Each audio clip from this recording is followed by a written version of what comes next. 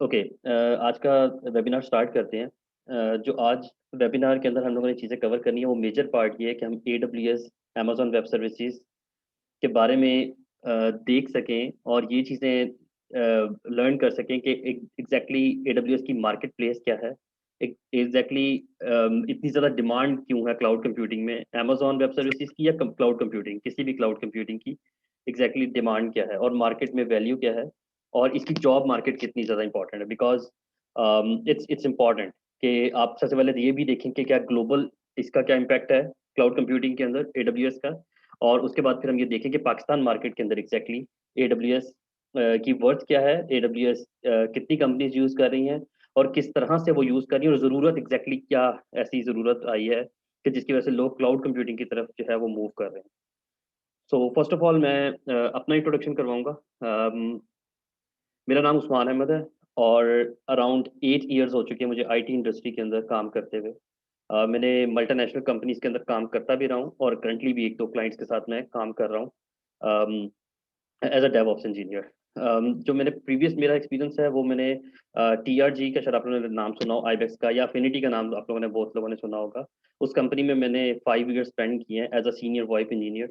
और वहाँ पर मेरा मेजर पार्ट जो था वो ऑन प्रेमिसेस डाटा सेंटर्स का एक्सपीरियंस गेन करने का मुझे मौका मिला था। बिकॉज TRG के अपने कोई पाकिस्तान के अंदर 3 से 4 डाटा सेंटर्स है और ग्लोबली उनके कोई, अगर टोटल मैं काउंट कर लूँ तो 7 to 8 डाटा सेंटर्स उनके हैं। तो ऑन प्रेमिसेस डाटा सेंटर में मुझे मौका मिला था काम करने का उधर। उसके अलावा करंटली मैंने AWS की सर्टिफिकेशन भी की। I am certified AWS architect. उसके अलावा डेवऑप्स के अंदर मेरा काफ़ी एक्सपीरियंस है और currently I am working as a consultant DevOps के तौर पे मैं काम कर रहा हूँ।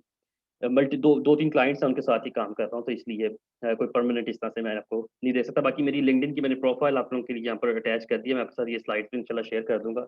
You can visit and check everything और आप लोगों को अंदाजा हो जाएगा।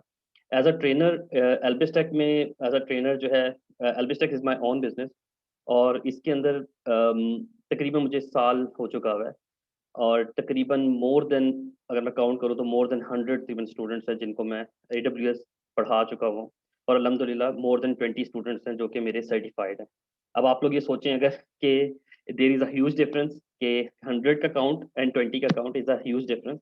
उसका वजह ये है कि कुछ लोग सिर्फ पढ़ते हैं और टाइम नहीं निकाल पाते सर्टिफिकेशन के लिए, इसलिए वो अटेम्प्ट नहीं किया। ये नहीं कि 100 ने अटेम्प्ट किया और उनमें से 20 पास हुए, ऐसा एग्जैक्टली नहीं है। जस्ट जस्ट 20 ने अटेम्प्ट किया और 20 पास हुए हैं। तो सिर्फ ये होता है कि टाइम देना पड़ता है। मैं हमेशा अपने स्टूडेंट्स को गाइड करता हूँ, ये बताता रहता हूँ, मोटिवेट करता हूँ कि अगर आप लोगों ने एग्जाम देना है, अगर आपने डिसाइड किया है, then you can serve 15 to 20 days after the course completion and then easily आप जो है वो सर्टिफिकेशन का एग्जाम दे सकते हैं। उसके अलावा I am teaching DevOps separately है, वो सेपरेट पार्ट है, but I am teaching DevOps course as well. तो अच्छा, ये हमारी सारा क्राइटेरिया है इस वेबिनार का, जिसमें हम लोग सबसे पहले क्लाउड देखेंगे कि क्लाउड कंप्यूटिंग एग्जैक्टली है क्या, क्लाउड कंप्यूटिंग इस टाइम मार्केट की ज़रूरत कैसे बनी है, क्या क्या दो तीन चीज़ें, वैसे तो और बहुत सारे रीजंस होंगे लेकिन हम लोग दो तीन मेजर इश्यूज को हाईलाइट करके डिस्कस करेंगे और देखेंगे कि क्या एग्जैक्टली वजह है जिसकी वजह से हम लोग क्लाउड कंप्यूटिंग की तरफ बहुत सारी कंपनीज मूव हो रही हैं।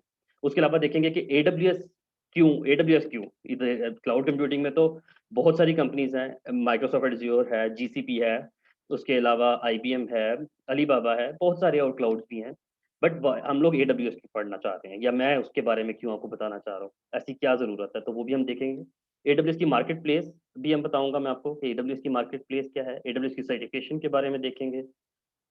मार्केट की सैलरीज क्या हैं AWS की, ये जस्ट एक मोटिवेशन के लिए मैंने रखी हुई है, otherwise it's not a big thing. Market की सैलरीज जो है वो आपकी नॉलेज से और आपके एक्सपीरियंस से ही आपको मिलती हैं। उसके अलावा कोर्सेज जो मैं ऑफर कर रहा हूँ उसमें क्या है, हम जो प्रोजेक्ट्स ऑफर कर रहे हैं वो क्या हैं। इसके अलावा जो हमारी सक्सेस है, जो कि एल्बिस्टेक की सक्सेस है, वो क्या है, वो मैंने सिर्फ एक सर्टिफिकेट्स कुछ लगाए हुए हैं जस्ट फॉर फॉर मोटिवेशन। उसके अलावा AWS की कोर सर्विसेज का एक छोटा सा ओवरव्यू दूंगा ताकि आपको आइडिया तो हो कि एग्जैक्टली AWS है क्या, ऑफर क्या कर रहा है AWS।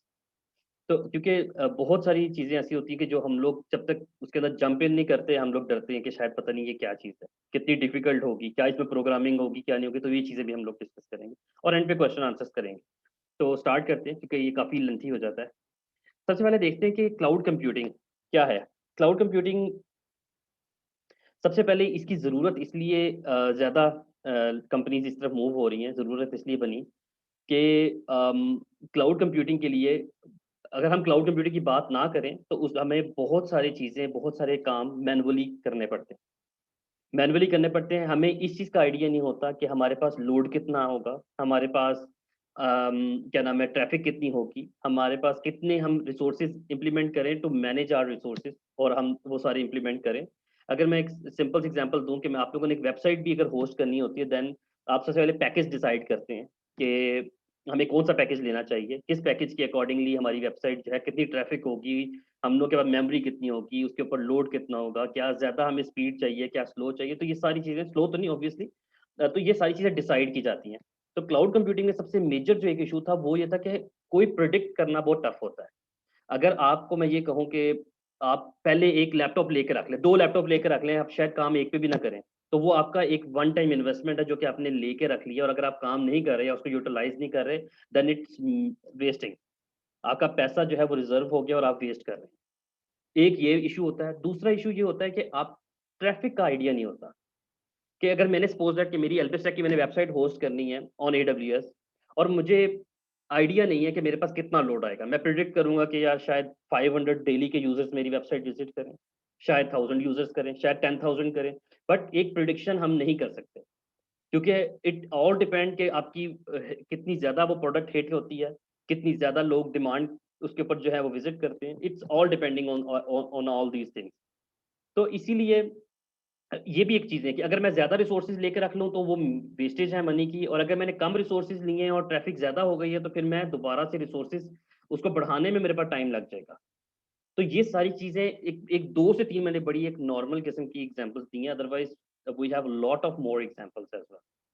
कि मैं जिसको देना शुरू करूँ, जिसके अंदर और भी यूज़ केसेज़ हैं, जिसमें स्टोरेजेज़ भी आ जाती हैं, डेटाबेसेस भी आ जाती हैं। हर एक सर्विस के लिए रिलेटेड मैं बात करूँ, तो क्लाउड कंप्यूटिंग और अदर क्लाउड कंप्यूटिंग, एडब्ल्यूएस नहीं, ऑल क्लाउड कंप्यूटिंग्स हमें किस तरह से बेनिफिशियल रहती हैं। सो क्लाउड कंप्यूटिंग ने इन चीज़ों का मसला कैसे हल किया है? क्लाउड कंप्यूटिंग ने इस तरह से मसला हल किया है कि हमें कोई चीज़ प्रेडिक्ट करने की अब ज़रूरत इस सेंस में नहीं है, बिकॉज़ हमारे पास ऑप्शंस इस तरह से अवेलेबल हैं कि हम क्लाउड कंप्यूटिंग में अपने रिसोर्सेज़ रेंट पे ले सकते हैं।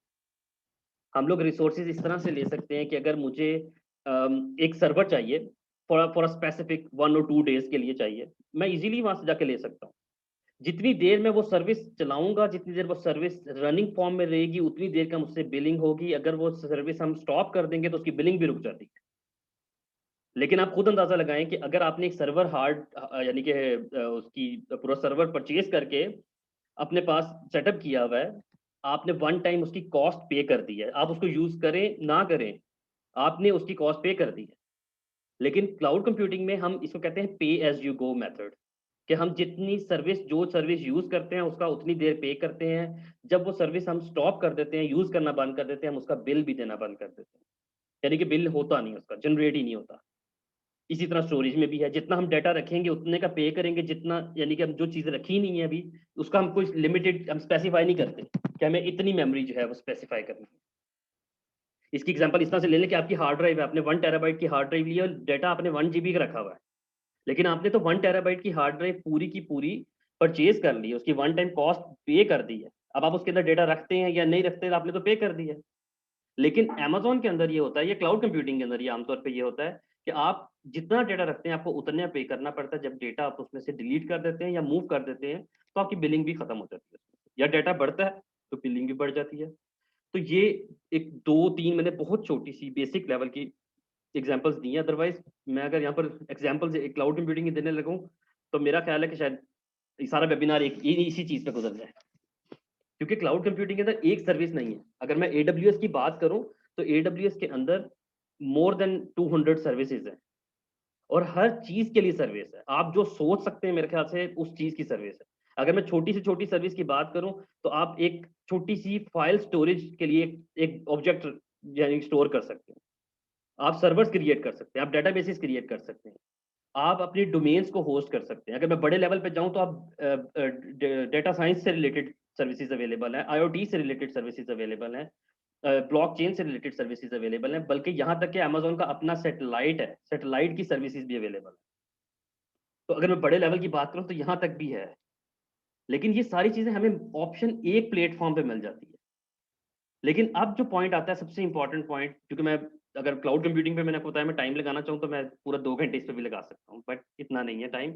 इसी चीज़ के लिए, इन्हीं चीज़ों के लिए जो है वो कोर्स डिज़ाइन किया गया है कि जो कोर्स आम तौर पे भी अवेलेबल है, आप कहीं पे भी कर सकते हैं। लेकिन अगर आप हेल्प डेस्क पे आएँगे तो उसका भी मैं आपको बाद में बेनिफिट बताऊँगा क्या है।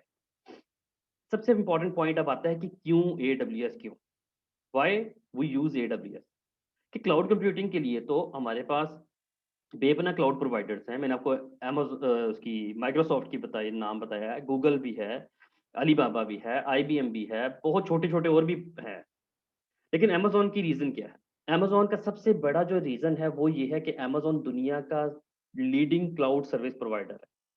और लीडिंग होने का सबसे जो उसकी बड़ी वजह है वो ये है कि अमेज़न का इंफ्रास्ट्रक्चर दुनिया में सबसे बड़ा है।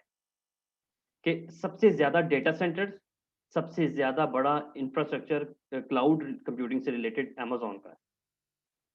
सबसे बड़ा जो यानी कि मार्केट जो प्लेस है, इसको कहते हैं क्लाउड कंप्यूटिंग की, जो अप्रॉक्सिमेटली 40-45% मार्केट अकेले एडब्ल्यूएस ने कवर की हुई है। बाकी सारे क्लाउड्स मिलके बाकी कवर करते हैं। तो this is the main main reason कि जितना बड़ा, अगर आप बड़े क्लाउड को पढ़ेंगे तो छोटे क्लाउड्स आप बाकी चीज़ें आप इज़िली कवर कर सकते हैं। क्योंकि इसमें ज़्यादा चीज़ें हैं, ज़्यादा बड़ा इंफ्रास्ट्रक्चर है और सबसे ज़्यादा कंपनीज़ इसमें इसको यूज़ कर रही हैं। और इसकी सबसे बड़ी, ये तो मैंने भी वर्डिंग में बताया, लेकिन इसकी एक और सबसे बड़ी वजह है, जो ऑथेंटिक वजह है, वो ये है। 2019 में 2019 के अंदर एडब्ल्यूएस जो है वो, ये गार्टनर के बारे में मैं सबसे पहले बता देता हूँ। गार्टनर जो है मैजिक क्वाड्रेंट कहते हैं इसको। ये एक इंटरनेशनल ऑर्गेनाइज़ेशन है, ये उसका लिंक भी मैंने दिया हुआ है। ये दुनिया की टॉप कंपनीज़ की जो है रेटिंग्स जो हैं वो बताती हैं कि कौन-सी कंपनी इस टाइम सबसे ऊपर है, किस कंपनी की क्या सिचुएशन है, वो सारी चीज़ें बताती हैं। कंसेक्टिवली ये 9th ईयर से, ये 2019 की रिपोर्ट मैं दिखा रहा हूँ, उसमें 9th ईयर से ये consecutively top leading service provider है क्लाउड कंप्यूटिंग का। इंफ्रास्ट्रक्चर एज़ अ सर्विस कहते हैं, आईएएएस। लेकिन अभी 2 महीने पहले गार्टनर की लेटेस्ट 2020 की रिपोर्ट आई थी और उसके अंदर भी एडब्ल्यूएस ही लीडिंग है और ये 10th कंसेक्टिव ईयर। और ये एडब्ल्यूएस भी है। तो गूगल आहिस्ता-आहिस्ता ऊपर जा रहा है। ये आप पिछले साल में देखें तो ये थोड़ा पीछे था, माइक्रोसॉफ्ट थोड़ा इनका डिस्टेंस थोड़ा ज़्यादा था। अब ये क्लोज़ हो रही हैं, लेकिन स्टिल अमेज़न भी ऊपर चला गया उतना ही। माइक्रोसॉफ्ट के गूगल करीब आया, लेकिन अमेज़न भी उससे उतना ही ऊपर चला गया। ये रिपोर्ट है जो कि ऑथेंटिक रिपोर्ट है। ये मैंने लिंक भी अटैच किया हुआ है। यू कैन ईज़िली विज़िट और यू कैन ईज़िली गूगल, आप गूगल पे कर सकते हैं मैजिक क्वाड्रेंट एडब्ल्यूएस का, आपको यही पूरा प पार्ट नज़र आ जाएगा। तो ये एक ऑथेंटिक रीज़न है।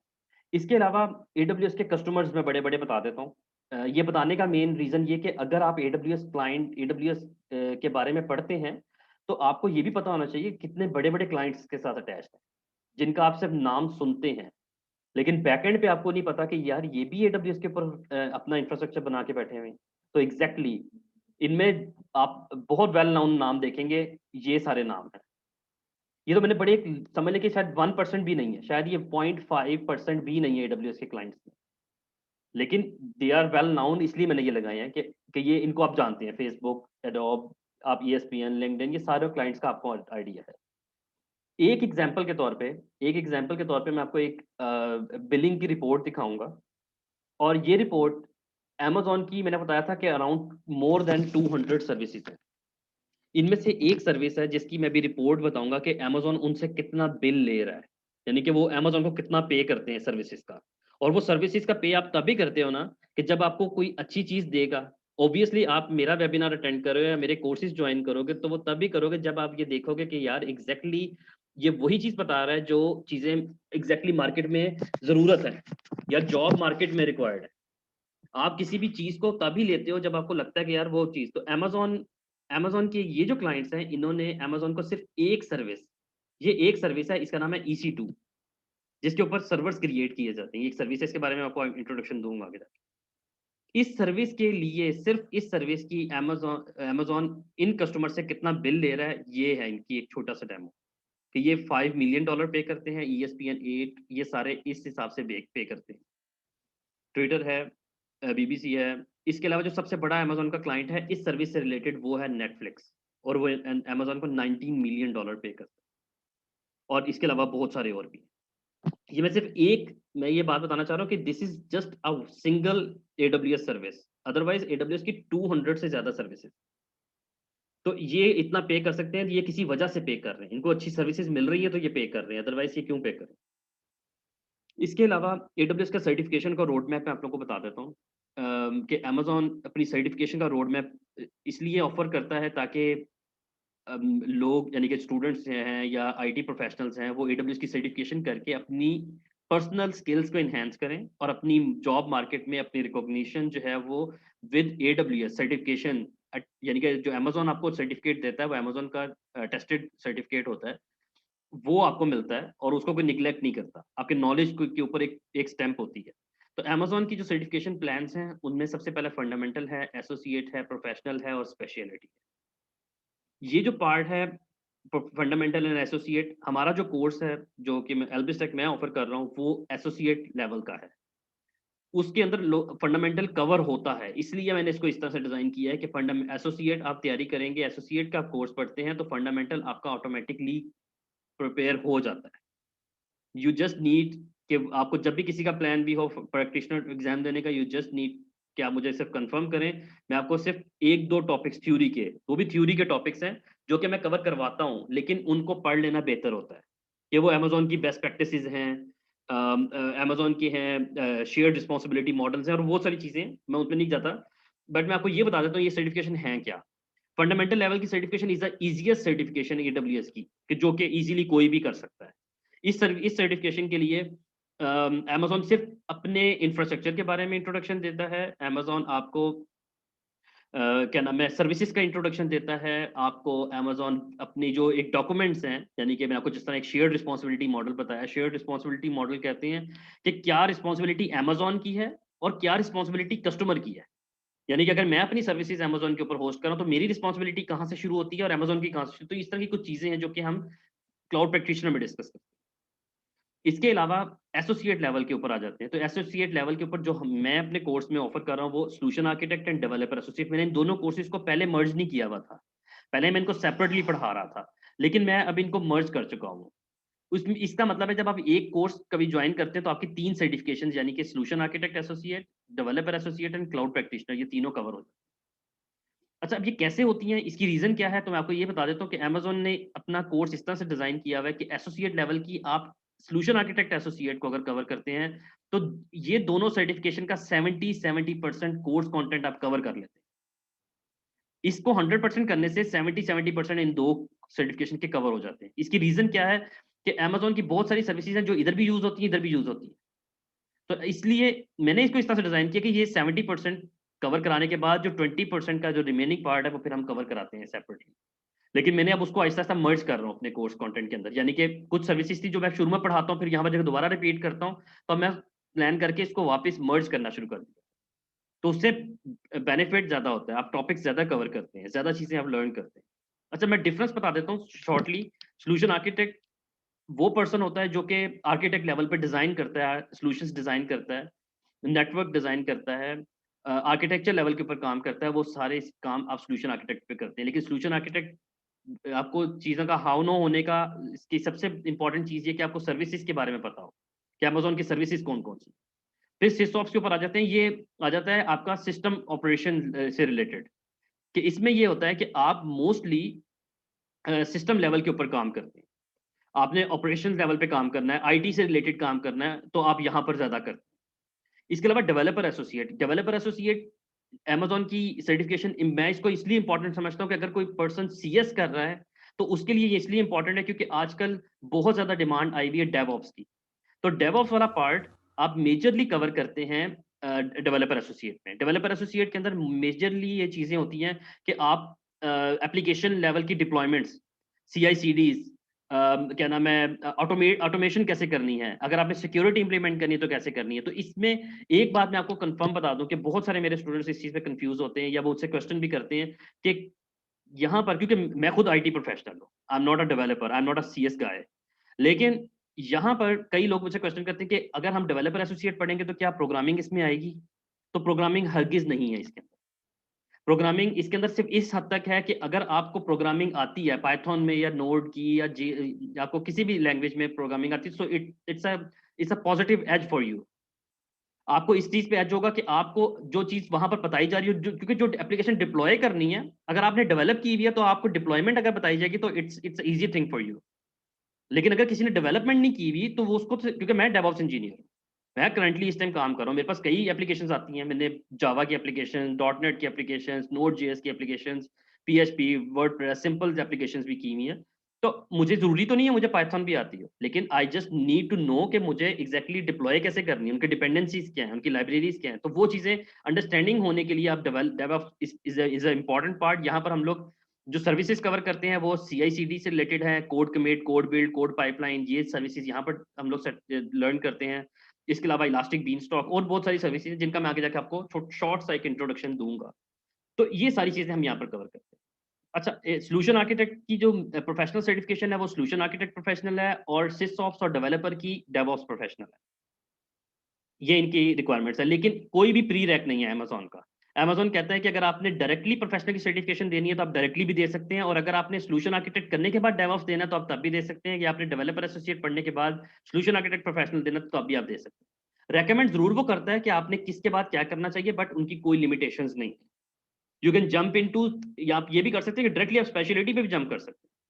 अच्छा, स्पेशलिटी की सर्टिफिकेशन हम लोग कवर नहीं कर रहे, हम लोग का ना इसमें पार्ट है, लेकिन ये सर्टिफिकेशन इसलिए डिज़ाइन की अमेज़न ने कि अगर आप नेटवर्क क्या नाम है, स्पेशलिस्ट हैं, या आप डेटाबेस स्पेशलिस्ट हैं, या आप मशीन लर्निंग के स्पेशलिस्ट हैं, तो उनकी स्पेशलिटी सर्टिफिकेशन अमेज़न ने डिज़ाइन करती है। जो कि स्पेशली, यानी कि एक डॉक्टर होता है, तो अगर वो स्पेशलिस्ट होता है तो वो किसी स्पेसिफिक यानी कि चीज़ का होगा, यानी कि गले का होगा, सर का होगा, आँखों का होगा, तो ये चीज़ समझ लें कि स्पेशलिटी प्रोग्राम, लेकिन ये लोग बहुत करते हैं। लेकिन मैं रिकमेंड ये करता हूँ कि at least you have complete understanding, कि आपको एसोसिएट लेवल की कंप्लीट अंडरस्टैंडिंग हो, and then you can easily jump into anywhere. तो आप यहाँ से जंप कर सकते हैं। अच्छा, इसके अलावा जो हम लोग अब चीज़ देखने लगे हैं, जो कि मैं आगे चलता हूँ, फिर आप लोग से क्वेश्चन लूँगा। अगर आपका किसी का क्वेश्चन हो तो आप जंप इन कर सकते हैं। अच्छा, मार्केट सैलरीज़ मैंने सिर्फ़ एक मोटिवेशन के लिए रखी हुई हैं। अदरवाइज़ मैं खुद, क्योंकि 8-9 सालों से आईटी में काम कर रहा हूँ, आई नो एग्ज़ैक्टली कि किस फ़ील्ड में यानी कि कितनी सैलरीज़ आजकल ऑफ़र हो रही हैं। क्योंकि मैं इंटरव्यूज़ लेता भी हूँ, तो मुझे आइडिया है कंपनीज़ के अंदर। लेकिन market salaries just for the motivation purpose.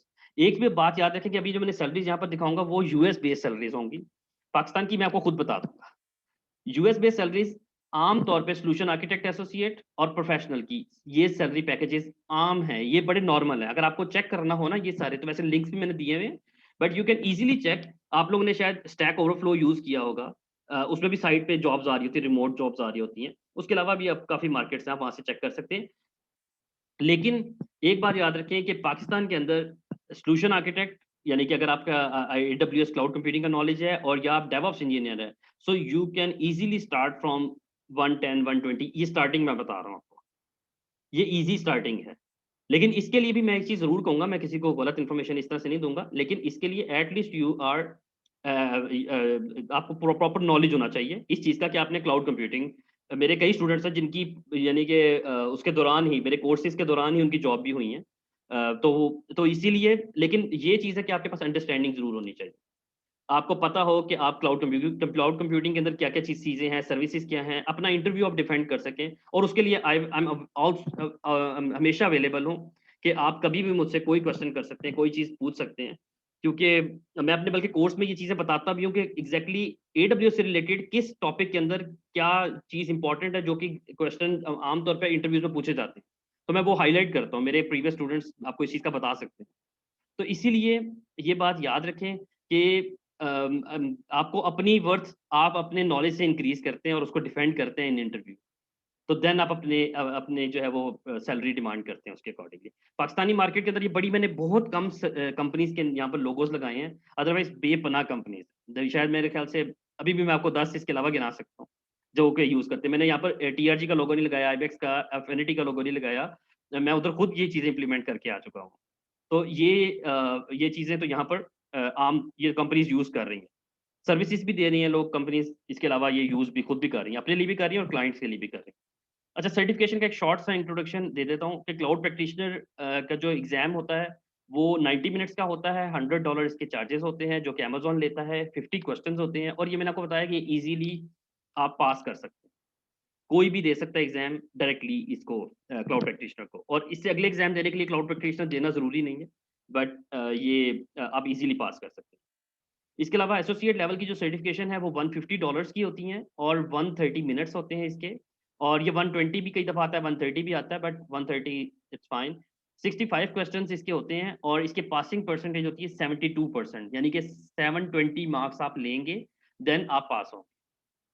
क्योंकि 1000 आपके टोटल में से 720 आपको यानी 72% लेने होते हैं 65 क्वेश्चंस में से। इसके अलावा एक चीज़ मैं आप लोगों को बता देता हूँ कि अगर आपने क्लाउड प्रैक्टिशनर का एग्ज़ाम दिया होगा, तो अमेज़न का एक ऑफ़र होती है कि आप अगर एक एग्ज़ाम पास कर लेते हैं, तो उससे अगला एग्ज़ाम की फ़ीस 50% हाफ़ हो जाती है। अगर आपने क्लाउड प्रैक्टिशनर पास किया होगा $100 में, तो आपको अगला एग्ज़ाम $75 का पड़ेगा।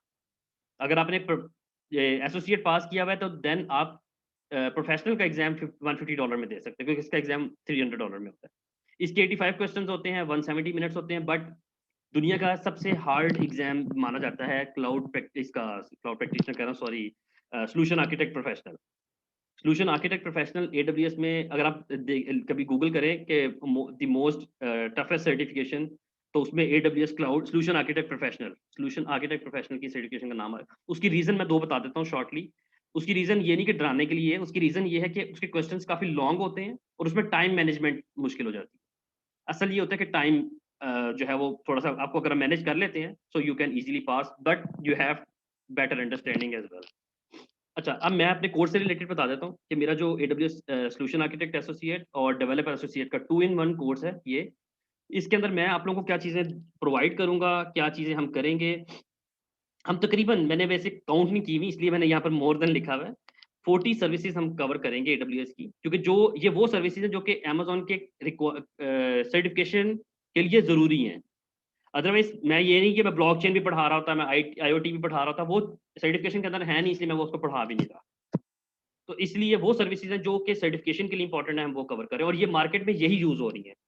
आईओटी या आपको ब्लॉकचेन वाली सर्विसेज़ कभी कंपनी में किसी जाके ज़रूरत पड़ेगी, तो वो तब पड़ेगी जब आपके पास बेटर अंडरस्टैंडिंग होगी, ईसी2 से रिलेटेड आपकी अंडरस्टैंडिंग होगी, एस3 से रिलेटेड अंडरस्टैंडिंग होगी, डेटाबेसेस से रिलेटेड अंडरस्टैंडिंग होगी, देन आपको आईओटी में लेके जाएँगे, अदरवाइज़ आपको आईओटी में नहीं वो डाल देंगे। बट आप वो कर सकते हैं ईज़िली। तो ये है। इसके अलावा हम लोग ने डिटेल्ड हैंड्स ऑन लैब्स हैं, ये नहीं कि सिर्फ थ्योरी है। ये होता है कि मैं हर टॉपिक पहले एक्सप्लेन करता हूँ in my own words, slides भी होती हैं, बट उसके बाद फिर हम हैंड्स ऑन एक लैब परफॉर्म करते हैं। एक नहीं, जितनी लैब्स भी होंगी उससे रिलेटेड वो हम परफॉर्म करते हैं। मैंने भी ये काउंट नहीं की हुई, इसलिए मैंने 45 लिख दी हुई है, बट ये भी मैं काउंट करवा लूँगा। ओके। असाइनमेंट्स भी मैं देता हूँ। छोटी-छोटी असाइनमेंट्स होती हैं कि वो इसलिए देता हूँ कि ताकि अगर कोई प्रैक्टिस नहीं कर रहा, तो एटलीस्ट वो प्रैक्टिस करे। अपनी कम से कम जो वो फीस पे कर रहा है या अपना टाइम निकाल के जो एफर्ट कर रहा है, तो कम से कम वो उस चीज़ के लिए अपनी एक्स्ट्रा एफर्ट पुट करे। तो असाइनमेंट्स भी हैं, क्विज़ेज़ भी हैं, क्विज़ेज़ बहुत ज़्यादा हैं, लेकिन ये सर्टिफिकेशन की प्रिपरेशन के लिए।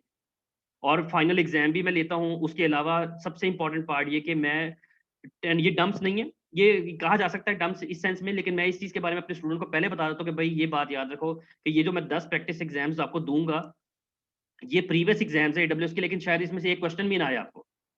लेकिन अगर आप ये 10 एग्ज़ाम्स अच्छे तरीके से परफ़ॉर्म कर लेते हो, अपने कॉन्सेप्ट्स अच्छे से क्लियर कर लेते हो, तो फिर मैं आपको कन्फर्म कहता हूँ कि आप सर्टिफिकेशन पास कर लोगे। मेरे बहुत सारे इसी से पास हुए हुए हैं।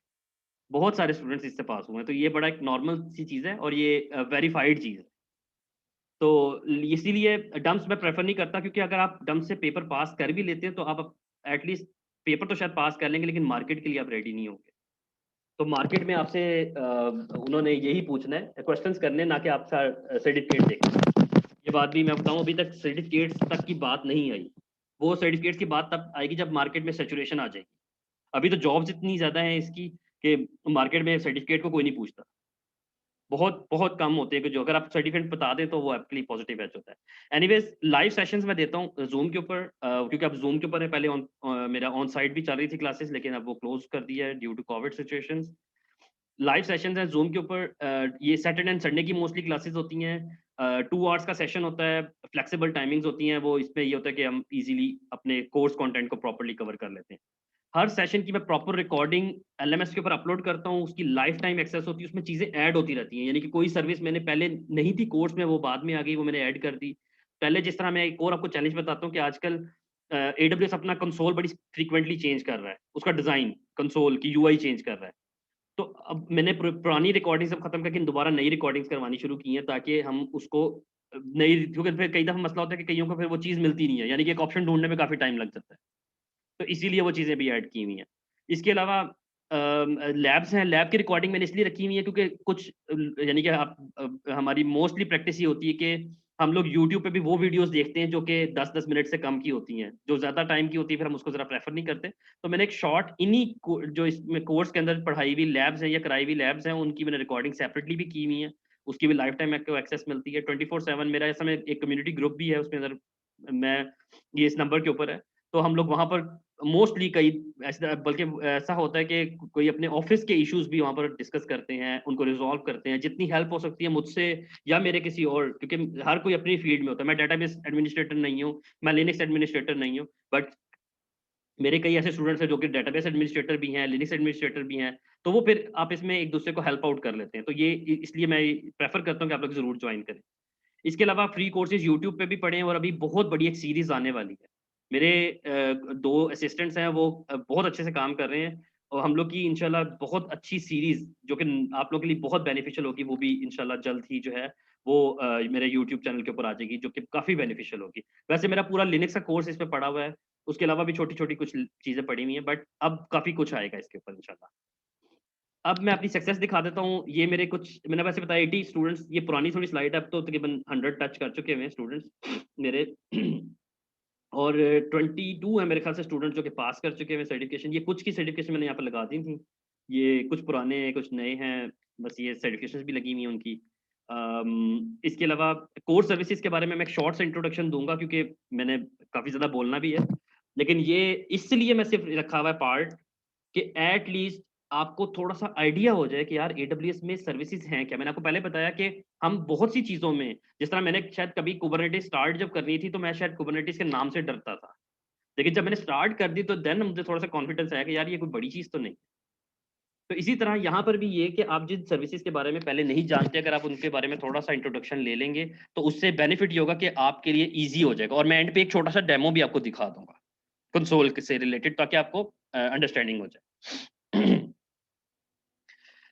अम, अच्छा, एडब्ल्यूएस की पहली सर्विस एक डिस्कस कर लेते हैं, ये है आईएएम, इसको कहते हैं आइडेंटिटी एंड एक्सेस मैनेजमेंट। ये सर्विस अमेज़न की वो सर्विस है जिसके थ्रू आप अकाउंट्स को मैनेज करते हैं। यानी कि मैंने एहतशाम, कामरान, सुहेब, आप लोगों के अगर यूज़र्स क्रिएट करने हैं, आप लोगों को कोई टास्क देने हैं, कोई जॉब्स क्रिएट करनी है, तो मैं यहाँ पर आप लोगों को डिफाइन करूँगा और आप यहाँ से जो परमिशंस दूँगा उसके रिलेटेड आप लोग काम करेंगे और ये सारी चीज़ें वहाँ पर हम कवर करते हैं आईएएम के अंदर, आइडेंटिटी एंड एक्सेस मैनेजमेंट के अंदर। इसके अलावा बहुत सारी चीज़ें हैं, ये it's a very, very short explanation IAM की। इसके अंदर आप सिक्योरिटीज़ अपनी मर्ज़ी की इम्प्लीमेंट करते हैं, कस्टम पॉलिसीज़ लिखते हैं, रोल्स लिखते हैं, एमएफए है और बेपनाह चीज़ें हैं आईओएम के अंदर आ जाती हैं।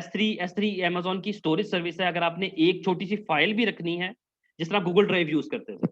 आपने एक छोटी-सी फ़ाइल भी रखनी है या अगर बहुत बड़ी-बड़ी फ़ाइलें भी रखनी है या स्टोरेज में स्टोर करनी है हमेशा के लिए या कुछ अरसे के लिए, तो आप एस3 को यूज़ करते हैं। It's a very simple and easy definition को जो मैं अभी आपको बता रहा हूँ। और इसी तरह की होंगी, मेरे पढ़ाने का मेथड भी ये होता है कि मैं अपनी वर्डिंग में एक्सप्लेन करता हूँ, कि जिस तरह से जो चीज़ें ईज़िली समझ आ जाएँ। अमेज़न की अगली सर्विस है, उसका नाम है EC2। ये वो सर्विस है जिसके अंदर हम सर्वर्स क्रिएट करते हैं। इसको कहते हैं इलास्टिक कंप्यूट क्लाउड। EC2 का मतलब है, C2 का मतलब है इलास्टिक कंप्यूट और क्लाउड। तो EC2 उसके अंदर आ जाता है, जहाँ हम सर्वर्स क्रिएट करते हैं। यानी कि एक छोटा-सा छोटा सर्वर, यानी 1 जीबी रैम वाला सर्वर अगर हमें क्रिएट करना है और 1 vCPU वाला, तो वो भी कर सकते हैं। अगर आपको 1500, 2-2 हज़ार जीबीज़ वाले जो है वो रैम के सर्वर्स क्रिएट करने हैं, तो आप वो भी कर सकते हैं ईज़िली। इससे भी बड़े-बड़े सर्वर्स अवेलेबल हैं। अच्छा, ये है ऑटो स्केलिंग के लिए यूज़ होता है। ऑटो स्केलिंग का मतलब अगर मैं शॉर्टली एक्सप्लेन करूँ, तो ऑटो स्केलिंग जो मैंने आपको सबसे पहले स्टार्ट होते हुए एक एक इश्यू बताया था क्लाउड कंप्यूटिंग का, वो ये था कि we never predict our traffic, और हम अपना लोड और अपनी ट्रैफिक को प्रेडिक्ट नहीं कर सकते। तो हम अगर अपने लोड को, ट्रैफिक को प्रेडिक्ट नहीं कर सकते, तो फिर हम कैसे मैनेज करेंगे क्लाउड कंप्यूटिंग में? तो this is the one of the greatest service कि जिसके थ्रू हम अपने सिस्टम को ऐसे डिज़ाइन कर देते हैं कि सिस्टम लोड को खुद यानी कि सिंक करके अपने सिस्टम कि स्पेसिफिकेशंस को इंक्रीज कर देता है, रिसोर्सेज को ऐड कर देता है, रिसोर्सेज को रिमूव कर देता है। यानी कि अगर मैं ये कहूँ कि मेरा एक सर्वर चल रहा है, मैं कहूँ कि मेरे सर्वर की जब सीपीयू यूटिलाइजेशन 80 पे पहुंचे तो एक और सर्वर ऐड कर दो, तो उससे क्या होगा, लोड डिस्ट्रीब्यूट हो जाएगा और मेरी ट्रैफिक और मेरे यूजर्स को एक्सपीरियंस बेटर मिलेगा। और जब ट्रैफिक कम हो जाए, लोड कम हो जाए, तो वो वापस रिमूव हो जाए, तो उसका बेनिफिट ये होता है कि मेरी बिलिंग भी रुक जाएगी। तो ये बड़ी एक सिंपल सी एग्जांपल है। अदरवाइज हम पूरी लैब्स परफॉर्म करते हैं, पूरा सिस्टम एनवायरनमेंट डिजाइन करते हैं जिसके अंदर हम लोग लोड डाल के देखते हैं, लोड को रिमूव करके देखते हैं, और ये सारी चीजें एक्चुअल में हो रही होती हैं in my course, labs available हैं उसके अलावा लोड इलास्टिक लोड बैलेंसर है, ये लोड डिस्ट्रीब्यूट करने का, जिस तरह इसका लोड बता रहे हैं कि अगर आपके मल्टीपल सर्वर्स लगे हुए हैं, आपने लोड डिस्ट्रीब्यूट करना है, so you can setup load balancer. इसके अंदर टाइप्स आ जाती हैं, वो डिस्कस नहीं कर रहा। एप्लीकेशन लोड बैलेंसर है, नेटवर्क लोड बैलेंसर है, क्लासिक लोड बैलेंसर है, वो डराने के लिए नहीं है, अभी सिर्फ एक इंट्रोडक्शन है आप लोगों को हिम्मत देने के लिए कि you can jump in, you can start learning, और ये चीजें ईजी हैं। इसके अलावा क्लाउड क्लाउड वॉच, ये मॉनिटरिंग सर्विस है AWS की, कि जहां पर हम लोड देख सकते हैं, हम अपने लॉग्स देख सकते हैं, ये सारी चीजें और बहुत सारे काम हैं इसके, हम लोग यहाँ से क्लाउड वॉच से देख सकते हैं। इसके अलावा VPC is a very very very main important topic. Her certification exam के लिए ये बहुत इंपॉर्टेंट टॉपिक है, लेकिन सोल्यूशन आर्किटेक्ट का तो ये बहुत ही बड़ा इंपॉर्टेंट टॉपिक है। एग्जाम के अंदर मिनिमम मैं बताऊं, सोल्यूशन आर्किटेक्ट के एग्जाम में 10 से 12 क्वेश्चन सिर्फ VPC में से आते हैं। और मेरे कोर्स, मेरा जो सबसे फेवरेट टॉपिक है, मैं हमेशा अपने स्टूडेंट को बताता हूँ, वो VPC है। VPC के अंदर हम पूरा नेटवर्क डिजाइन करते हैं, अपने सबनेट्स डिजाइन करते हैं, public subnets, private route tables, public route tables, internet gateways, NAT gateways, ये सारा कुछ डिजाइन करते हैं। VPNs डिजाइन करते हैं, VPN गेटवेज डिजाइन होते हैं। तो ये सारा कुछ हम नेटवर्क से रिलेटेड जितना काम होता है वो VPC के अंदर डिजाइन होता है। लेकिन इट्स इंपॉर्टेंट पार्ट। नेटवर्क से कई लोग, स्पेशली CS वाले लोग, बहुत डरते हैं, क्योंकि मुझे खुद पता है। लेकिन ये है कि इस पर मेरी पूरी कोशिश होती है कि मैं जितना बेसिक लेवल पे जाके समझा सकूं उतना मैं बेसिक लेवल पे जाके समझाता हूं, और वो चीज़ परफॉर्म करते हैं जिससे VPC की अंडरस्टैंडिंग ईजी हो जाती है। इसके अलावा इलास्टिक बीन स्टॉक, ये मैं सर्विस ज़्यादा ये कहूँगा कि ये सर्विस डेवलपर एसोसिएट से रिलेटेड है, कि जिसके अंदर हम ये चाहते हैं कि अगर मैं ये कहूँ कि एहतशाम जो है वो CS का स्टूडेंट है, और वो कहता है कि यार मैंने जावा सीख ली है, जावा से मैं एप्लीकेशन बना ली है, मैंने एक एप्लीकेशन बना ली है, लेकिन मुझे नहीं पता कि इसको होस्ट कैसे करते हैं, किस सर्वर पे कैसे बनाना है, मुझे सर्वर से रिलेटेड नहीं पता, मुझे स्टोरेज से रिलेटेड नहीं पता, मुझे डेटाबेस का नहीं पता। I just having a knowledge कि मैंने डेवलप कर ली एक जावा की एप्लीकेशन, नाउ मैं इसको होस्ट कैसे करूं। Elastic beanstalk is a very very important, इसको कहते हैं प्लेटफॉर्म एज अ सर्विस, कि ये सर्विस आपको कहती है you just need to put your code, बाकी मेरे पे छोड़ दो। आपने अपना कोड की पूरी जो जिप फाइल है इसको अपलोड कर देनी है, बैकएंड पे क्या कुछ क्रिएट होना है, कैसे क्रिएट होना है, ये इलास्टिक बीन का काम है। तो इसको इसलिए प्लेटफॉर्म एज अ सर्विस भी कहते हैं। तो इट्स वेरी इंपॉर्टेंट, और बहुत सारी अब कंपनीज इसको इलास्टिक बीन स्टॉक को अमेजोन के अंदर, एज्योर के अंदर एक इसको इलास्टिक बीन स्टॉक का जो कह सकते हैं कि जो इस जैसी सर्विस है उसको कहते हैं ऐप सर्विसेज। इस तरह और भी बहुत सारी हैं, IBM के अंदर क्लाउड फाउंड्री है और बहुत सारी हैं। तो ये वो हैं सर्विसेज हैं जिनके थ्रू डेवलपमेंट ज़्यादातर हम डिप्लॉयमेंट्स करते हैं। क्लाउड फॉर्मेशन आखिरी सर्विस से मैं ज़्यादा नहीं आगे जाऊँगा। वैसे तो मैंने बताया कि हम लोग मोर देन 200 सर्विसेज हैं, और सबका इंट्रोडक्शन देना भी आप लोगों के लिए बोरिंग हो जाएगा। क्लाउड फॉर्मेशन कह सकते हैं इंफ्रास्ट्रक्चर एज अ सर्विस है, कह नहीं सकते, बल्कि exactly it's infrastructure as a service.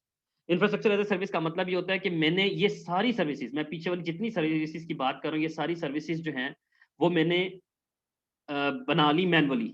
But now मैं ये चाहता हूँ कि मुझे एक कंपनी में मेरी कंपनी कहती है कि यही सारा इंफ्रास्ट्रक्चर दोबारा बनाओ, और मैंने क्या पता इस पूरे इंफ्रास्ट्रक्चर को ये डिजाइन करने में, बनाने में शायद 1 हफ्ता या 2 हफ्ते लगाए हो, या पता महीना लगाया हो।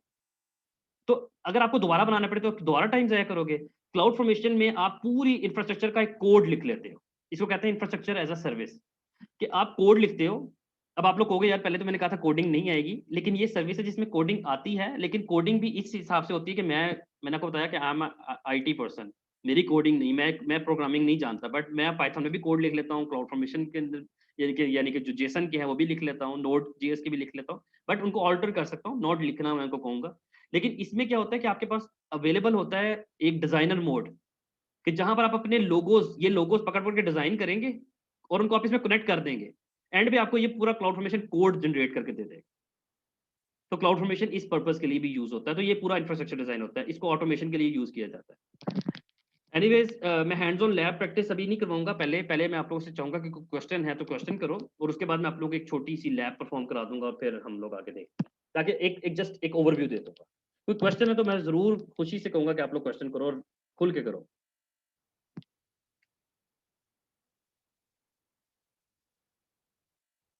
बताया था कि ये क्लाउड प्रैक्टिशनर की जो फ़ी है ना, ये कितनी होती है?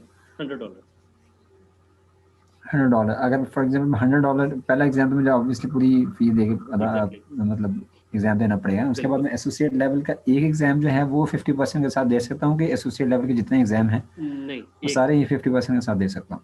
कामरान, इसमें होता ये है कि आपने एक सपोज दैट एग्ज़ाम। के क्लाउड प्रैक्टिशनर पास कर लिया, अब आपको अगला एग्जाम 50% मिल गया, आपने अगला पास कर लिया, उससे अगला आपको 50% में मिल गया, अब पास करते रहेंगे तो 50, लेकिन जहां आप कहीं फेल हुए तो फिर आपको पूरी अगली फीस देनी पड़ेगी। बस ये एक छोटा सा मसला होता है, अदरवाइज अगर आप पास करते जा रहे हैं तो फिर आपको सारे अगले एग्जाम 50-50 पे जाते जाएंगे। यानी मैंने क्या नाम है इसका, क्लाउड प्रैक्टिशनर का पास कर लिया है, अब मैं सोल्यूशंस आर्किटेक्ट कर देता हूँ, वो पास कर लेता हूँ, तो फिर मैं सिस एडमिन का जो है वो भी हाँ, एसोसिएट लेवल का 50% के साथ कर सकता हूँ? बिल्कुल बिल्कुल दे सकते हैं। अच्छा ठीक है। तो ये बेनिफिट हो जाता है। ओके। अच्छा एक एक और सर, ये मतलब AWS वगैरह की रिमोट जॉब्स भी हैं, और आप समझते हैं कि खाली AWS जो है इज़ इनफ? मतलब हाँ, ये ये जब बहुत तक इंपॉर्टेंट। कॉम्बिनेशन ना हो डेवऑप्स प्लस लाइनक्स, तो मैं बताता हूँ। उस वक्त तो खाली AWS का तो मैं बताता हूँ। मतलब। पाकिस्तान के अंदर ये बहुत बहुत इंपॉर्टेंट क्वेश्चन है कि पाकिस्तान क्या बल्कि दुनिया में भी ज़्यादातर क्लाउड कंप्यूटिंग सर्विसेज अकेली नहीं यूज़ होती। आपके लिए ये बात बिल्कुल ठीक है कि आपके लिए सिर्फ cloud computing is not enough कि आप जो है वो ये कहें कि क्लाउड कंप्यूटिंग के बेस पे चांसेस होते हैं। कुछ कंपनीज मैं अभी भी जानता हूँ, कुछ पाकिस्तान में भी कंपनीज है जो कि सिर्फ कहती है हमें क्लाउड कंप्यूटिंग से रिलेटेड बनना चाहिए, वो कम है। लेकिन जो मेजर पार्ट है वो ये है कि आपको डेवऑप्स का नॉलेज होना चाहिए या आपको लिनक्स से रिलेटेड एटलीस्ट नॉलेज होना चाहिए। अगर आपके पास वो एक मिक्सचर बन जाता है, कॉम्बिनेशन बनता है, एंड देन क्योंकि देखें, अगर आपने EC2 सर्वर बनाना है AWS के ऊपर, तो आपने बना के रख तो नहीं देना। आपने लाज़िमी बात है उसको उसको कंसोल पे एक्सेस भी करना है, और एक्सेस करेंगे तो आगे क्या पता लिनक्स होगी, और लिनक्स अगर आपको आती नहीं तो फिर आपने EC2 सर्वर बनाया क्यों?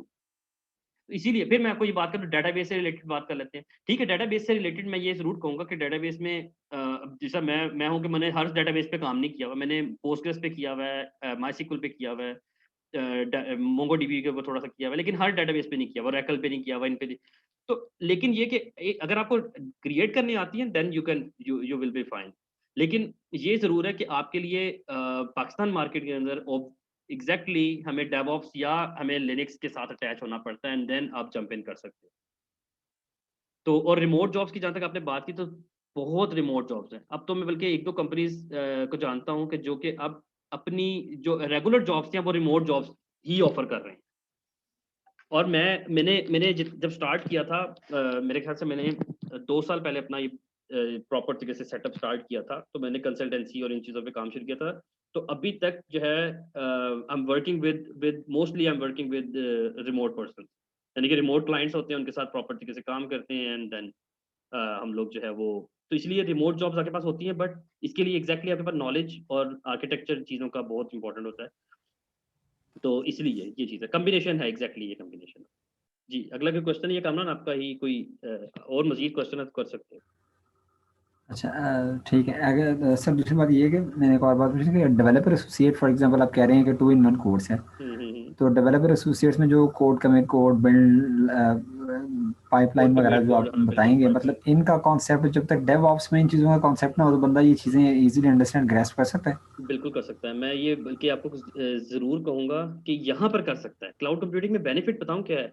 मैं लिटरली ये बात मैं खुद डेवऑप्स के तौर पे जो है डेवऑप्स पोज़ीशन पे बहुत अरसे से काम कर रहा हूँ, और लिटरली डेवऑप्स के अंदर ओपन सोर्स टूल्स में आपके लिए सरदर्द ज़्यादा है।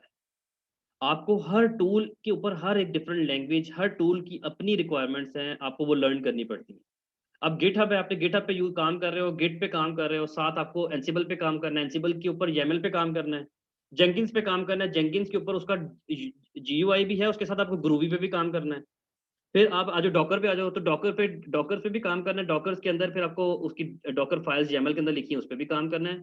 उसके बाद कुबरनेटिस पे आ जाओ तो उसकी डेफिनेशन फाइल्स हैं, उसके अंदर भी फिर चीज़ें आ जाती हैं, तो ये कॉम्बिनेशन इस तरह से बना हुआ है। लेकिन जब क्लाउड कंप्यूट में, ये सिर्फ एडब्ल्यूएस की बात नहीं करूँगा, बल्कि मैं ये कहूँगा कि अगर आप एज़्योर पे भी चले जाओ या अगर आप जीसीपी पे भी चले जाओ, तो एडब्ल्यूएस या किसी इस तरह के क्लाउड पे जाने का बेनिफिट ये होता है कि अमेज़न का अपना गिटहब है, अमेज़न ने अपना जो है वो क्या नाम है जेंकिंस डिज़ाइन किया हुआ है, यानी जेंकिंस की मैं आपको इसलिए एग्ज़ाम्पल दे रहा हूँ, क्योंकि आप लोग जेंकिंस को जानते हैं। अगर मैं कोड कमिट कहूँगा तो शायद आप लोग इतना जानते ना हो। तो कोड कमिट गिटहब की उसने यानी कि वहाँ पर रिपोजिटरीज क्रिएट होती हैं।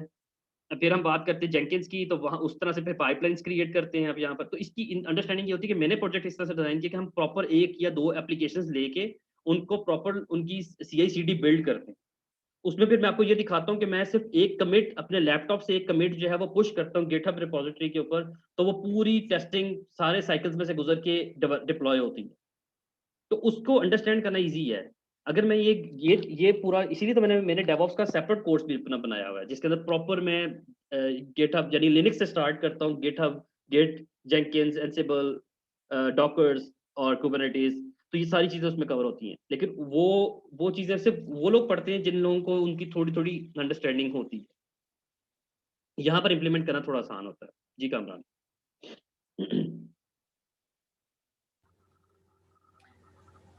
ठीक हो गया सर, यानी लेकिन हमारा ओवरऑल पाकिस्तानी कल्चर ऐसा ही है कि ना जो मतलब मेरे एक्सपीरियंस में चीज़ें हैं ये है कि बंदे को मतलब एक ऑपरेटिंग सिस्टम पे पर्टिकुलरली अगर लिनक्स हो जाए तो दैन इट्स प्लस, क्लाउड के साथ वो तो होना चाहिए। लिनक्स और में होना उसके चाहिए। साथ अगर डेव ऑप्स मिल जाती है तो वो तो ऑब्वियसली होने पे सुहागा होती है। लेकिन डेव ऑप्स में भी सिर्फ बंदा जाता है तो फिर वो कहते हैं कि ना खाली एनसीपी पे काम नहीं आना चाहिए, कुछ हाँ, ऐसे हाँ। टूल्स होते हैं जैसे पपेट कुछ ऑर्गेनाइजेशन हाँ, यूज़ कर रही हैं, ये बात है। कुछ शेफ ये यूज़ कर रहे हैं। इसमें डेवऑप्स के अंदर इतने टूल्स हैं। अगर मैं एंसिबल की बात करूँ तो एंसिबल का रिप्लेसमेंट या उसकी यानी कि कह सकते हैं उसके साथ अदर टूल्स पपेट और शेफ है। तो डॉकर्स तो चलो अकेला यूज़ हो रहा है किसी हद तक। फिर लेकिन अगर मैं गिट के हब की बात करूँ तो कई लोग गिट लैब यूज़ कर रहे हैं, कुछ बिटबकेट यूज़ कर रहे हैं। तो इस तरह से डिफरेंट चीज़ें आ जाती हैं। लेकिन ये है कि अगर आपको एक चीज़ की अंडरस्टैंडिंग हो तो you can easily move to other as well. और ये इनिशिएटिव तब आप ले सकते हो जब आपके पास लर्निंग कैपेबिलिटी, आप मोटिवेटेड रहो। क्योंकि DevOps is not a simple thing, लेकिन ये जॉब की डिमांड है, मार्केट की डिमांड है इस टाइम, और इस टाइम ज़्यादा यानी कि आपके लिए इम्पोर्टेंट है। कि आप इजीली अगर कोई मूव होना चाहता है, अभी से इनिशिएटिव लेना चाहता है कि यार मैंने डेवऑप्स पोजीशन को हिट करना है, सो यू कैन। मैं को बताऊँ, मेरा भी रिसेंटली जो बैच खत्म हुआ है, 4th एडब्ल्यूएस का बैच मेरा खत्म हुआ है, उसमें एक स्टूडेंट है, उसका ड्यूरिंग कोर्स ही जो है इंटरव्यू हुआ था एडब्ल्यूएस का, और अभी उसकी मेरे ख्याल से नॉर्मल पोजीशन थी, यानी कि जूनियर लेवल की पोजीशन थी, और उसने बहुत अच्छा एडब्ल्यूएस का इंटरव्यू दिया था। और मैं उसका उसका वो पोस्ट भी करूंगा इंशाल्लाह अपने लिंक्डइन के ऊपर भी। तो लेकिन ये कि मैं आपको बता रहा हूँ कि चांसेस कम मिलते हैं, आपको जूनियर लेवल की डेवॉप्स की पोजीशंस नहीं मिलती। लेकिन ये कि अगर आपका नॉलेज एक साइड पे स्ट्रांग हो तो आपको वो एंट्री दे सकती है वो चीज़। इसलिए मैं ये कहता हूँ कि स्टार्ट कहीं से तो करना है ना। तो आप स्टार्ट लिनक्स से करें, स्टार्ट आप एडब्ल्यूएस से करें, स्टार्ट आप आगे चीज़ों से करें, तो स्टार्ट तो लें एटलीस्ट। आपके लिए एक पॉजिटिव एक चीज़ हो जाएगी। तो एहतशाम, आप लोगों किसी का कोई क्वेश्चन है तो ज़रूर करें, क्योंकि ये कंसल्टेंसी वाला चीज़ भी आ जाती है। मैं आई एम वेरी हैप्पी कि अगर मेरे मेरे थ्रू किसी को कोई नॉलेज मिल जाए या उसको कुछ गाइडलाइंस मिल जाएँ, it's a honour for me. तो आप लोग बताओ किसी का क्वेश्चन है तो?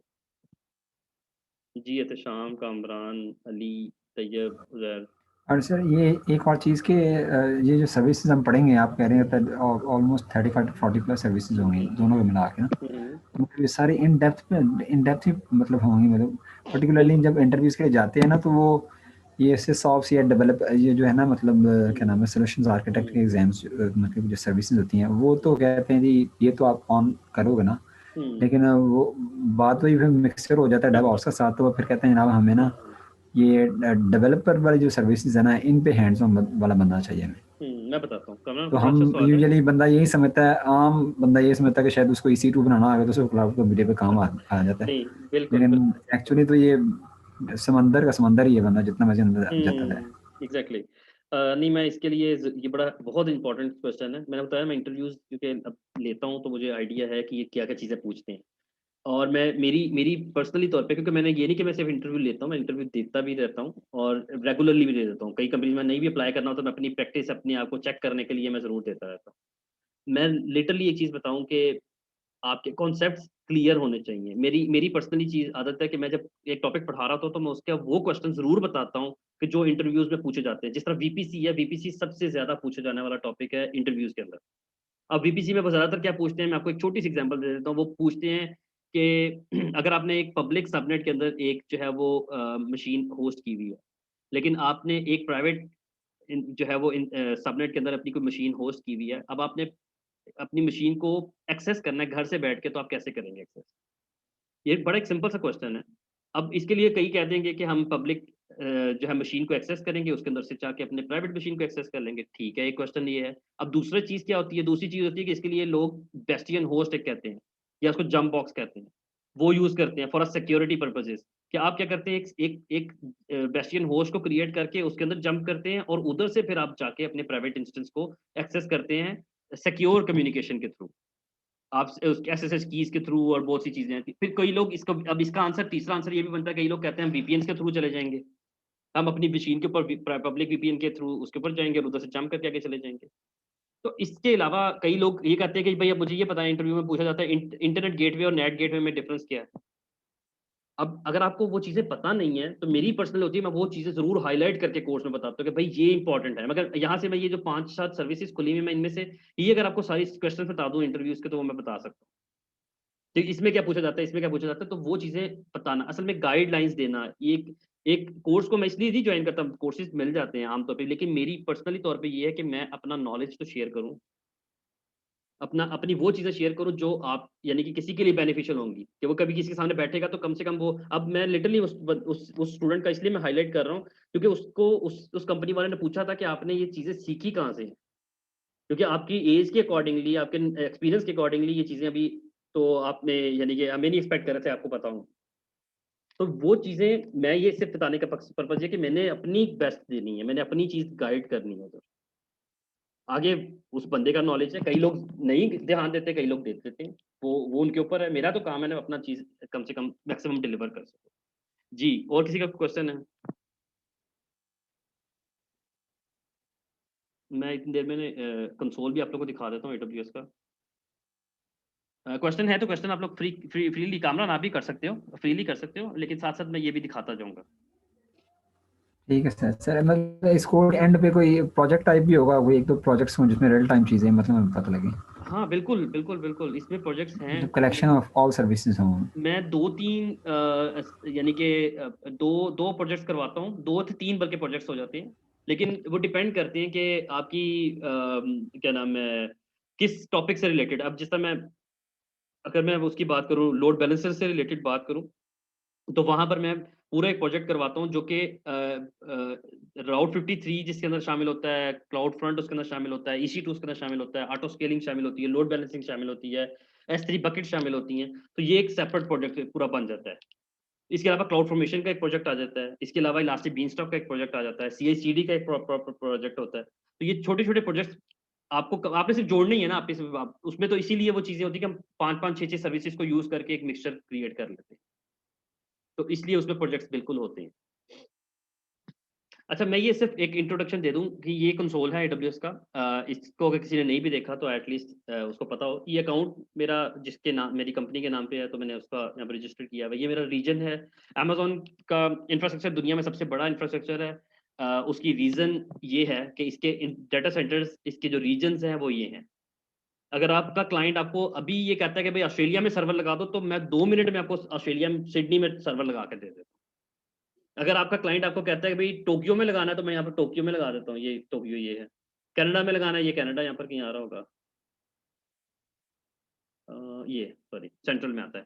तो इस तरह है कि आपने ये पूरा इंफ्रास्ट्रक्चर है इसका बड़ा है, ये पूरे रीजन्स हैं, वहाँ पर हम लोग डिस्कस करेंगे रीजन्स क्या होते हैं, इसके अंदर क्या-क्या कुछ होता है। ये अमेज़न की सर्विसेज़ हैं, जो कि मैंने आपको बताई है कि अराउंड 200 प्लस सर्विसेज़ हैं। अच्छा, सर्विसेज़ देखिए कंप्यूट से रिलेटेड हैं, मशीन लर्निंग से रिलेटेड हैं, एआई वीआर से रिलेटेड हैं, एप्लीकेशन इंटीग्रेशन हैं, एनालिटिक्स की हैं, डेटाबेस है, माइग्रेशंस, नेटवर्क्स, मीडिया से related, internet of things, robotics, इसमें आपको सैटेलाइट की भी दिखा देता हूँ। ये सैटेलाइट की सर्विस है अमेज़न की, ये ब्लॉकचेन की सर्विस है। तो ये सारी सर्विसेज़ हैं, लेकिन हमने इसमें से मैक्सिमम वो चीज़ें कवर करनी है, मैंने कुछ होता है जो कि सर्टिफ़िकेशन से रिलेटेड है और आम आम तौर पे वो यूज़ होती है। क्योंकि मैं इतने अरसे से काम कर रहा हूँ, मुझे अभी तक किसी क्लाइंट ने ये नहीं कहा कि अभी ब्लॉकचेन के ऊपर मुझे सब कुछ बना कर दो, क्योंकि रिक्वायरमेंट आई ही नहीं। बट आई नो कि मैं बना सकता हूँ, क्योंकि मैं जब EC2 और इन चीज़ों के बारे में जानता हूँ तो मुझे लिए इतना मसला नहीं होगा।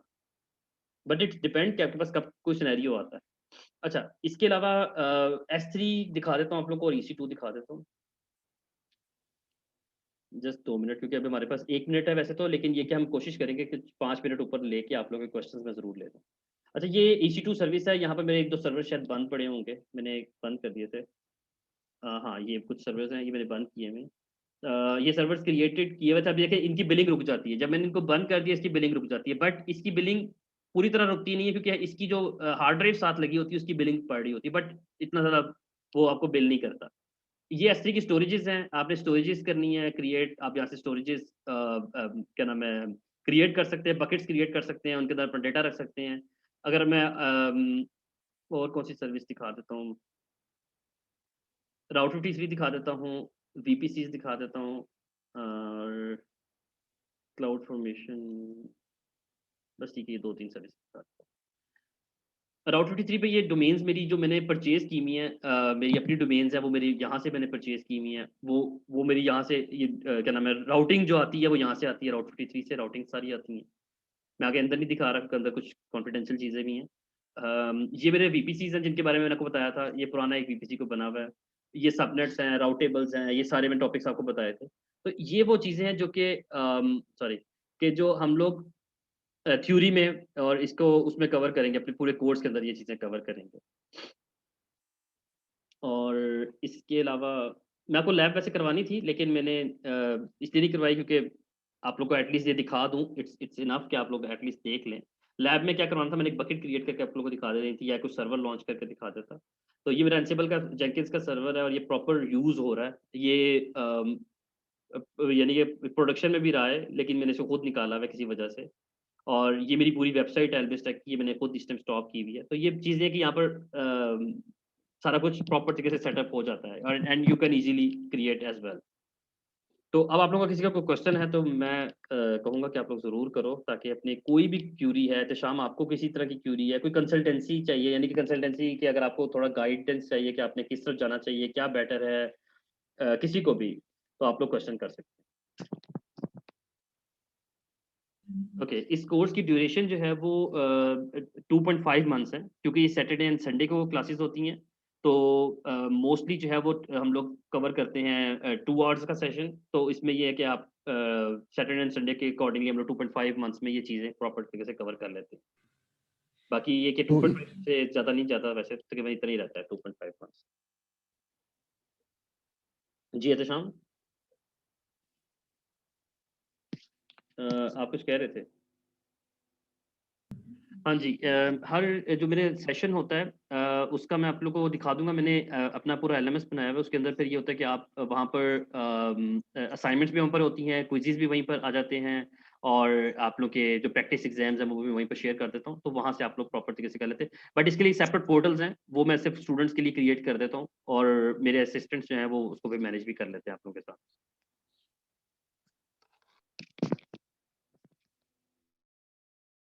जी, और किसी का कोई क्वेश्चन है तो ज़रूर करें, कोर्स से रिलेटेड, AWS से रिलेटेड, किसी को कोई प्रॉब्लम आ रही है उससे रिलेटेड, अगर कोई प्रोडक्शन में कोई इश्यू आ रहा है तो तब भी बेशक कर लें।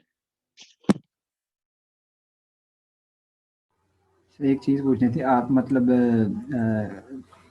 लिनक्स वगैरह का बैच कब स्टार्ट करा? मतलब आपने पहले एक दफ़ा एक वो करवाई थी, मतलब एक क्लास ली थी, तो उसके बाद दोबारा नहीं हो सका। हाँ जी, असल में लिनक्स का ना बड़ा प्लान बना रहा है, और वो किसी मेरे असल में ट्रेनर थे, मैं खुद नहीं लिनक्स पढ़ाता, मैं लिनक्स पढ़ाता हूँ, लेकिन वो मेरी जो लिनक्स का कोर्स है वो बहुत बेसिक लेवल का है, यानी कि वो कोई भी इजीली अंडरस्टैंड कर सकता है, लेकिन जो मेजर कोर्स था वो उन ट्रेनर की बिजी रूटीन की वजह से नहीं अभी तक लॉन्च हो सका। लेकिन वो होप फॉर द बेस्ट कि वो जल्दी लॉन्च करते हैं। लेकिन ये कि लिनक्स इज़ वेरी इंपॉर्टेंट। बाकी बेसिक लेवल की तो लिनक्स शायद मेरी जितनी शायद आप लोग को भी आती होगी, लेकिन वाक़ई लिनक्स में बहुत सारी चीज़ें हैं जो कि हमने प्लान की हुई थी, बट वो अभी तक लॉन्च नहीं हम कर सके। बट इंशाल्लाह सून आई विल ट्राई। जी, और कोई क्वेश्चन किसी का तो ज़रूर करें। मैं आज थोड़ा टाइम बच गया, नहीं तो लास्ट मेरा जो वेबिनार था वो तकरीबन 1.5 घंटा ऊपर चला गया था। तो इसलिए जो मैं डेवऑप्स वाला कोर्स कवर करा रहा हूँ उसके अंदर टेराफॉर्म मैंने अब प्लान कर रहा हूँ कि जो मेरा नया कमिंग बैच आ रहा है उसमें टेराफॉर्म ज़रूर ले आऊँ। मैं क्योंकि टेराफॉर्म पे कम से कम मुझे साल हो चुका है, मैं खुद काम कर रहा हूँ। तो खुद यानी कि काम करने के बावजूद मुझे टाइम नहीं मिल रहा था कि मैं उसको कोर्स में ऐड कर पाता, लेकिन आई एम थिंकिंग कि मैं उसको ज़रूर ऐड कर लूँ। क्योंकि वो या मैं इस तरह भी प्लान कर रहा था कि मैं उसके लिए कोई 3 to 4 डेज का फ्री सेशन जो है करवा लूँ कि जिसमें आप लोग को एटलीस्ट टेराफॉर्म की अंडरस्टैंडिंग दे दूँ, क्योंकि टेराफॉर्म इस टाइम बहुत ज़्यादा डिमांडिंग है कंपनी में। और मैं पपेट नहीं करवा रहा, ना मैं शेफ करवा रहा हूँ, मैं एंसिबल करवा रहा हूँ अपने कोर्स के अंदर। वो इसलिए कि अगर आपको एंसिबल की प्ले बुक्स लिखनी आती हैं तो आप इजीली पपेट या शेफ में जा सकते हैं। और ज़्यादा डिमांडिंग कंपनीज़, कई ज़्यादातर कंपनीज़ में एंसिबल है। लेकिन ठीक है, मेरा इस टाइम भी एक स्टूडेंट जो है मुझसे डेवऑप्स जो पढ़ रहा है, उसकी अपनी कंपनी में जो है वो पपेट चल रहा है, बट वो मुझसे एंसिबल पढ़ रहा है। लेकिन ही नोज़ के एंसिबल में और पपेट में डिफरेंस क्या है, तो इसलिए वो उसको अंडरस्टैंडिंग क्लियर हो चुकी है उस चीज़ की। जी, और कोई क्वेश्चन मैं ज़रूर कहूँगा कि आप लोग क्वेश्चन करें किसी भी किस्म का कोई क्वेश्चन, क्योंकि हम लोग से 3-4 मिनट और वेट करके तो फिर हम लोग जो है वो क्वेश्चंस लेके तो फिर हम सेशन खत्म करते हैं।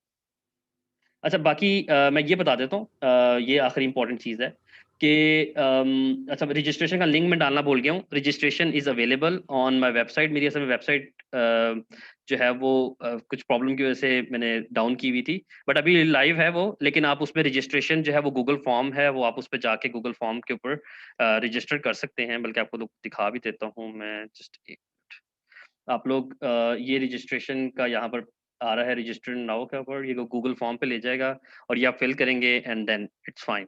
मेरा अब जो बैच स्टार्ट हो रहा है वो हो रहा है 26 से, और ये सैटरडे जो भी कमिंग सैटरडे आ रही है। और टाइमिंग्स इसकी होपफुली 2:30 to 4:30 होगी, क्योंकि मेरा AWS का जो बैच खत्म हुआ उसकी टाइमिंग्स यही थी। तो बाकी ये कि उसमें हम लोग सैटरडे एंड संडे की ही फॉलो करते हैं टाइमिंग्स, उसके अलावा वीकडेज में मैं क्लासेस नहीं लेता।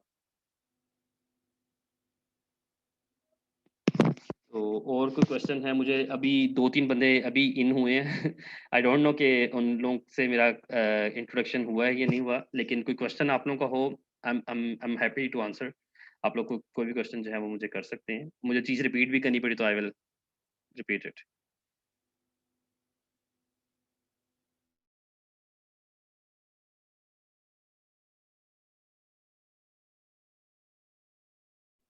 जी, कोई क्वेश्चन है किसी का? तो क्वेश्चन आप लोग कर लें।